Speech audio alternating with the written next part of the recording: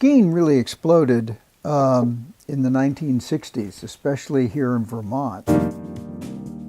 It just went from a handful of ski areas to 60 or 70 ski areas, local hills, to service a demand, this explosion of people who wanted to ski. There was always a demand. We don't like to wait in line, so how can we lessen that? Well, increase the uphill capacity. That's led to all kinds of things. We start with a single chairlift, which Mad River still has, on up to doubles, quads, six packs, and more. The ski industry has changed, of course, and it's moved away from families that brought brown bag and picnic to families that could afford to live in these hotels and these condos and stay overnight and spend more money for the lift tickets.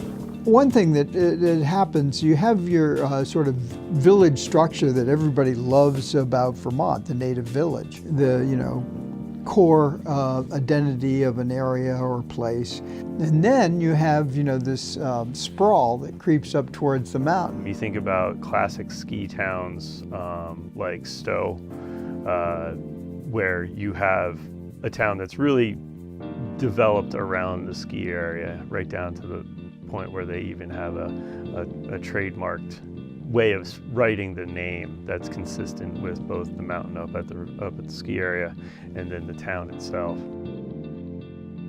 Services skiers. It's giving them things that they want, whether it's ski shops or ski dorms or ski hotels, ski motels, restaurants, you name it. All of the stuff that goes along with supporting a lot of people who are up there for the weekend. But, the ski areas are in the business of making money. And at most of these ski areas here in northern New England, we see more and more real estate development.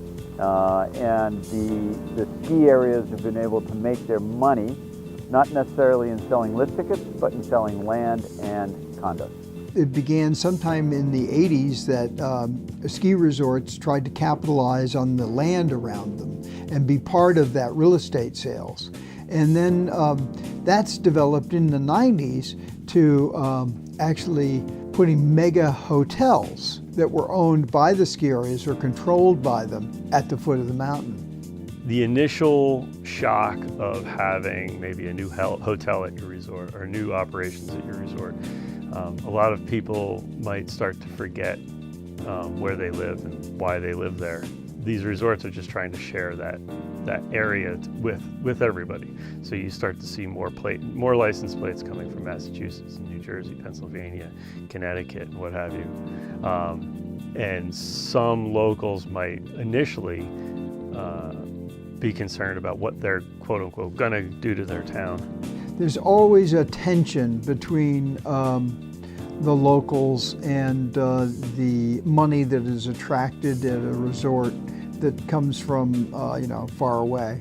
Certainly that tension is in part the result of that economy that has been developed around money coming into the state.